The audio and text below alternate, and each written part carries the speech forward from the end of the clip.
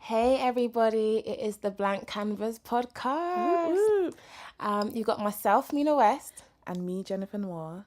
And this podcast, honestly, it's called the Blank Canvas for a reason, because we're ready to lay it bare on everything and anything. We're two creatives ready to have some fun and some conversation. So yeah, are you ready? I'm ready.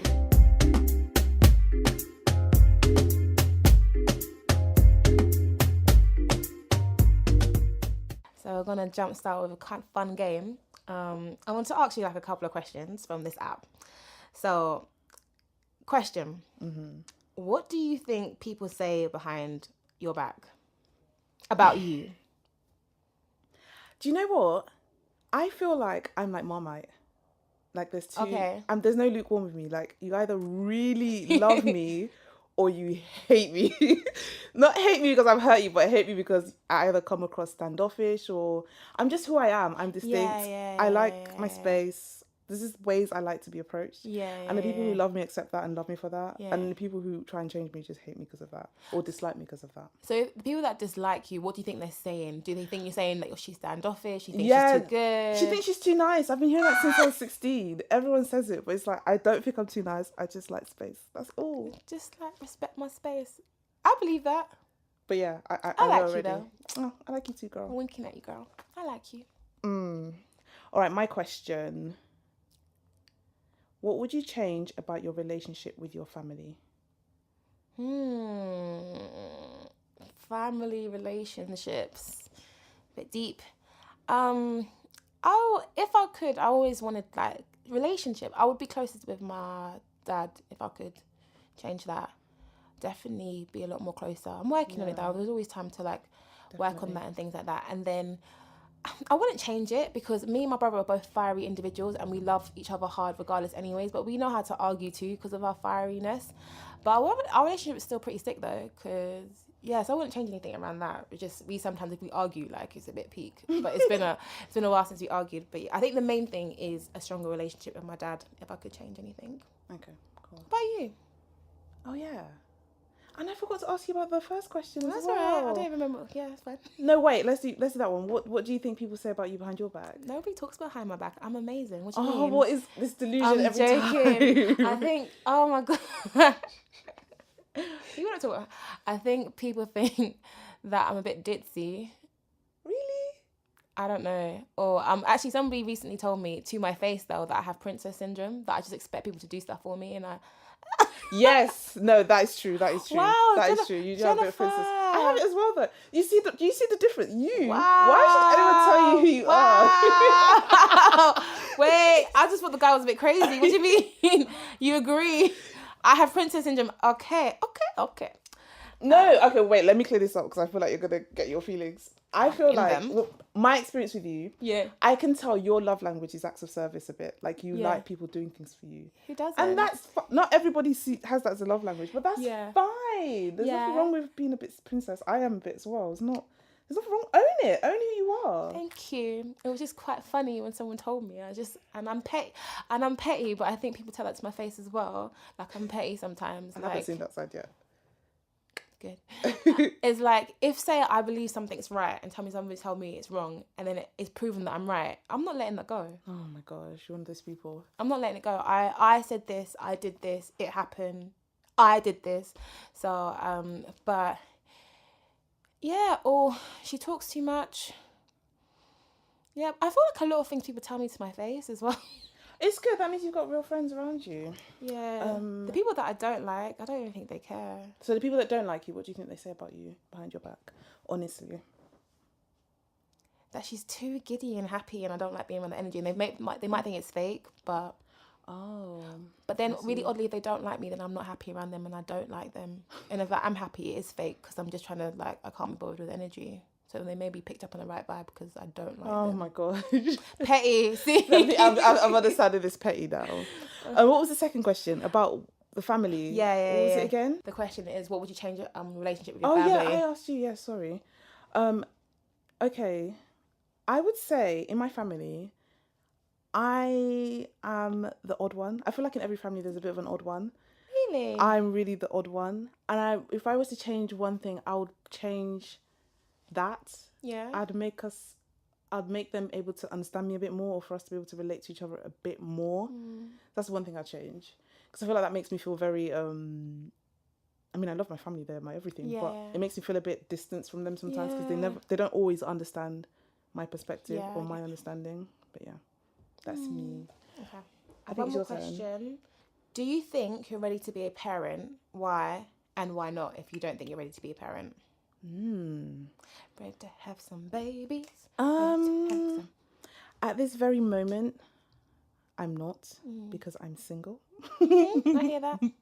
But I would like to be in a loving, nurturing relationship. I'd also like to develop myself as a person. I want to be in the right mental state to raise a child. I don't feel like you just pop babies for the sake of it. I feel like there's a lot more involved than just putting a roof over their head. Like, you really have to be there mentally, emotionally, everything for this person. And I really want to nurture my children. I want to try my best You're being to do the best by them. That's good. So that's why I'm not yet ready. I still feel like I have some self-development to do. And plus my finances, I need to get that in order as well before I have children.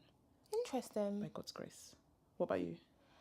I'm not ready to have children, but only because same reason that I'm single. Like, because funny enough, with the finances and stuff like that, how can I put it?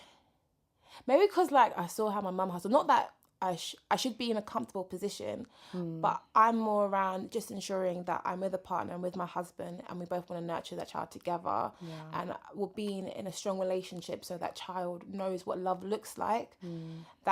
That's the gift I want to give to my child. Not gift, but that's the environment I want to give to my child. Something that I didn't experience is an environment of love, and you see what love looks like. You see it through your parents first.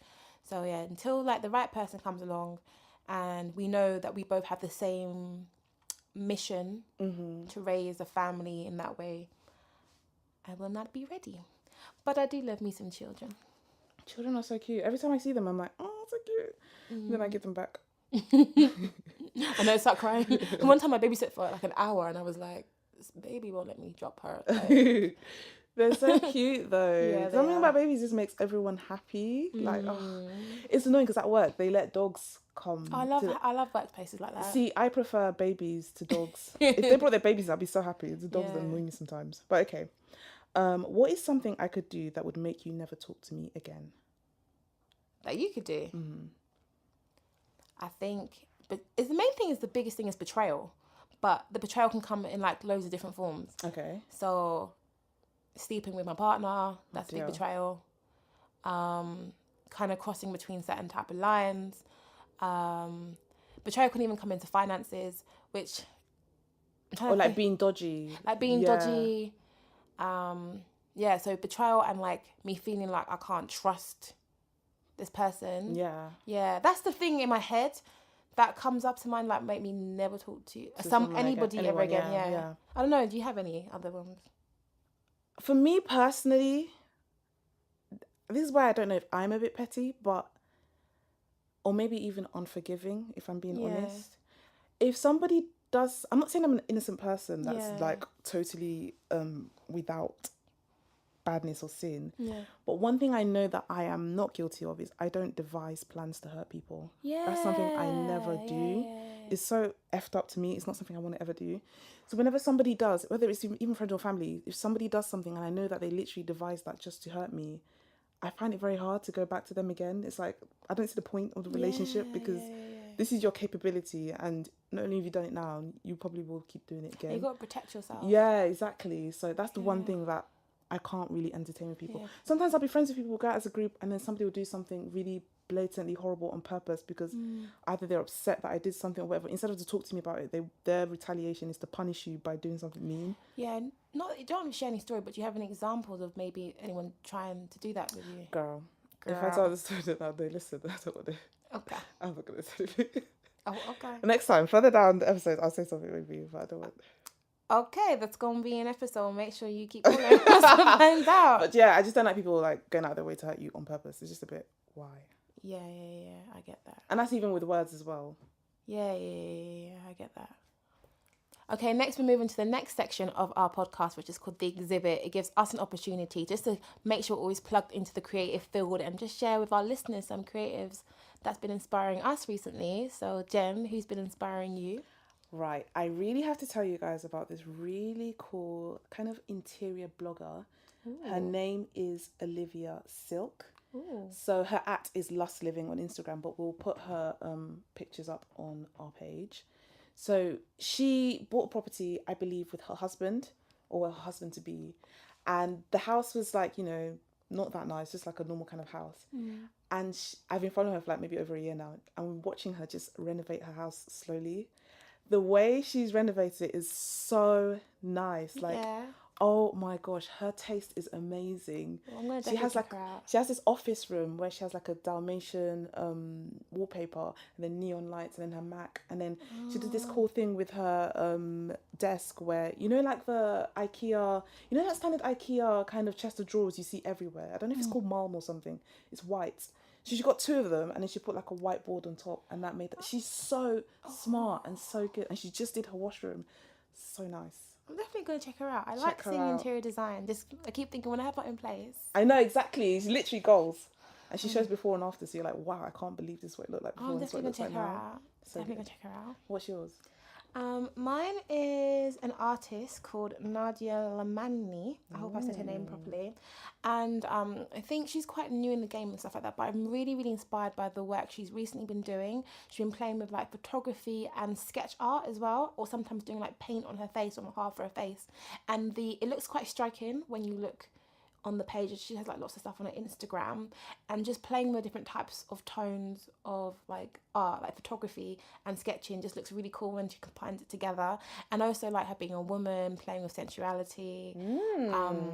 Sexuality, that's not Not like sexual, it's more not sensual. very like you, Mina. It's not really that sexual, to be fair, but like she's playing on those kind of concept and beauty and things like that. So I've been seeing her post a couple of things this week, and it's just been really inspirational. And also like I like just seeing people's like hustle and continuously being consistent on something and constantly pushing their work as well. It's really that alone is really inspiring to me.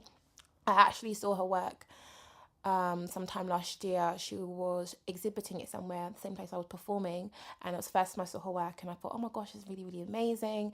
And again, why I want my own place, because I can actually buy paintings and like place them in different areas. My house doesn't really allow me to do that right now, but yeah, the work was really cool, so wanted to give her a shout out. Talking about your performances, Yes. the performance you did the other week was a Oh, really good one, by the way. I was meant to plug I it. didn't watch it properly, but Yeah. well, I could only see through the other people's Instagrams. But that place, like, it's quite so artistic. lit. Yeah, it's literally a gallery. What's it called? Now Gallery. Now O2. Gallery. You know Sarah Shaquille, the woman that I did exhibit. She liked the picture. She's like quite close, and maybe she follows them. She actually having her artwork exhibit there as well. I was meant to forward that to you. Oh, but you forgot. Oh my gosh, I'm gonna get shouted at. You Yeah. forgot. So obviously, because I was performing it, that's one thing I want to get better on, is actually promoting the gigs and shows that I get. So obviously they contacted me. Now Gallery is a beautiful location. They're playing with like art, and the playing because it was like was National Book Day. And so they wanted to have poets and stuff read out, and I got the place was beautiful, and everybody sat on this huge. It looked so nice and pink rug, communal, and you looked so good. It really looked lovely. Yeah, I just can't wait to get all like the pictures from Show that. pictures from it on our page. That'd be really nice to share. Okay, So nice. if people want to. I'm Of so course. shy. Of course. I was meant to tell you, I'm really bad at plugging. Girl, whatever. Yeah. Moving on swiftly. Sorry. It's alright, don't worry. So, because it's International Women's Day this month, it's kind of Women's Month though. It is March. We own it. Yeah, I feel like we're just celebrating women. Oh, it's Mother's Day this month as well, isn't it? Yeah. End of March. Every day there's something to pay for. I'm getting tired of it. I'm getting tired of it. But anyway, so because it's Women's Month, we thought this episode we'd speak about women a bit. Yeah, definitely. Our ups and downs of being women. So what do you feel about it, Mina? So just in terms of like ups mainly, I love being a woman. I'm not gonna lie. And one of the things that for me is like our biggest takeaway is our strength and our endurance. One of the things, obviously we endure things like periods and all that kind of stuff, but I just feel as a woman, we are our characteristics are built to endure for more issues longer, and I feel that's kind of made us a lot more stronger, things like that. What makes you feel like we strength and endurance? You see, whenever you say things that sound like struggle to me, I want to know why you're saying it. What do you mean by strength and endurance? I feel like we have babies and stuff. I feel physically in that way, Yeah. but also just more emotionally capable than men. See, I don't think we're more emotionally capable. I think we're more emotionally intelligent. Okay. Oh, I feel bad. I feel like we're generalizing. Yeah, I feel, but I also feel like society's kind of built that way because of the whole thing around toxic masculinity and all that stuff. So men, I do feel like with women, we're allowed to be emotional and we're allowed to exercise that emotional area of us. Yes. Whereas there are a lot of guys, just because of the way society is, they haven't been able to, so they hold a lot of things in. And I feel very blessed as a woman that I am allowed to cry. I'm allowed to feel. It's actually a very lot true. more. You're right. It is a bit of a privilege, isn't it? Yeah. I like that we live longer. We do, don't we? I like that talking on privilege, I think we have a lot of pretty privilege as a woman. Okay. Because I feel like we never talk about it. Pretty privilege. Pretty privilege. What is I pretty feel privilege? like sometimes, I feel like because we're women, we can twang guys very easily. Can we? Yeah. Teach me the ways. For example, oh my gosh, remember that show? Okay, so I don't think we announced it on our page, but maybe like a few weeks ago we went to, which podcast that show we went to? Meet Us After We went to Meet Us After Seven's live show. Yeah. So they serve food and stuff there, but the queue was really long. Yeah. And I didn't want to wait in the queue. Okay. So I used my pretty privilege Okay. to go to a counter somewhere else. And they gave me free food. Okay. And then I told you I got that free food. I know, but I just thought, you walked out somewhere and somebody was giving you free food. I didn't know it was because of pretty privilege. I got free food. Yeah. And then I came back to the door with my food and my drink. And the guy was like, what you do? You can't just come in here. Like, you can't go to like a restaurant with food. Yeah. They're not going to let you in, obviously. I was like, oh my gosh, I'm so sorry. It's just that the queue was so long. And I was doing all my usual twang. Yeah. And then he just let me in. I was like, if it was a guy, he wouldn't let him in. If it was a guy, he probably won't get free food. It's like, we get a lot of privilege as women. You do, girl. No, I need to be able to twang that a little bit more. I was like, huh? No, women get privilege. Come on. Honestly. I feel like men are softer towards women. Yeah. Are more likely to give them things. Yeah. So that's the privilege. That is a privilege, yeah. So you've never used your pretty privilege ever? Everyone has it. All this whole time, I thought like my privilege was more like the cutesy privilege that I had, that only I had. Like I didn't know like it was a thing that all girls utilize. No, I think it's something all girls use, definitely, especially when we're dealing with men. It's quite easy. Sometimes. Not boasting, just saying. Anyway, what are the other ups of being a woman? I think that we're great communicators. We are. Really good communicators. Like men do not know how to communicate. I sound so sour. Again, sorry. we're not generalising. We're not saying all, obviously, but just our experience so far. I'm not generalising. Don't get your feelings. Come back out. Come, girl. Come back out, girl. Men aren't the best communicators at times. There are guys who are really good communicators, don't get me wrong. But I think women, we like to talk. We like to get our feelings across, whereas generalising men, they will be a bit more standoffish. Yeah. Or closed off. Or they need to go sort themselves out first. Instead of like talking it out together. But then I guess just as women, we need to also learn how men communicate, which is different. So it's fine. You've got a point there. And then I'm thinking maybe it links back to what you said about toxic masculinity. Maybe they were not, invited to talk more about their emotions. So I guess if I had a whole childhood where I didn't really talk about my emotions, I think probably as an adult, it will take me a while to understand how to do it. It'll be very alien, and it's just like, and then you have this, when you meet, because you might be a certain way within your own household, but then when you start meeting people from different areas and stuff like that, and you're like, oh, there's actually different people that communicate differently to how I do. How do I go about things? Exactly. Totally agree. Any more positives you can think of? All the positivities I had was like quite like surface stuff. Like we had more fashion options. Like, let's be real, I can wear a skirt. Times are changing, girl. They are changing. Fluidity. And my fashion sense isn't even A1, so, but... But we have options, And I just love how, again, times are changing, but I'm just speaking of my experience as a woman. I just love how I'm able to accessorize and change up my appearance. Like you said, fashion, hairstyles and things like that. Makeup. I love makeup. We have so much fun. Yeah, I think we get to have fun being artistic with our appearance. But then I think times are changing for men. But I feel like men are starting to catch up with that as well. So, and I think it should be equal for everyone. There is men makeup. There's normal makeup now. Just normal makeup for everyone. And there is like now men beard weave. Really? Yeah. Or what, like a lace front for the beard? I think I've seen this. Yeah. You know, this is really toxic masculinity because women are allowed to do this with no one saying anything. You will glue lace to your head, it's fine. But now that a man is gluing a beard, look at me in his face. What? No, but it's bad because I saw something on Shade Bar the other day. It was like, I think it was yesterday. Fat transfer, penile fat transfer, basically. What? Fat transfer for the penis. Oh, really? Yeah. What? And you should see what people were saying in the comments. Wait, obviously, some people were joking. Like, what? Some people were joking, like, at least it's gonna be better. Da, da, da, da. But then you get like the toxic comments, and it's like, it is kind of another privilege being a woman. It's kind of like somehow it's okay for us to do all this cosmetic stuff for our appearance. We're allowed to put implants in. We're allowed to have hair extensions. We're allowed to this and that. But when a man does it, it's the exact same thing. And did you know what's funny? You're thinking, okay, for example, let's go with something as simple as a man doing a lace beard.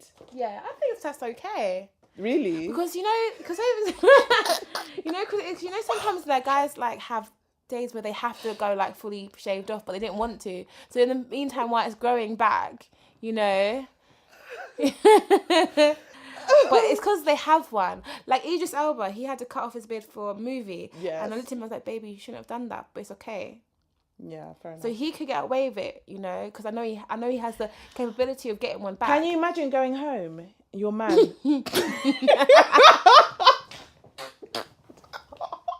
This is so bad.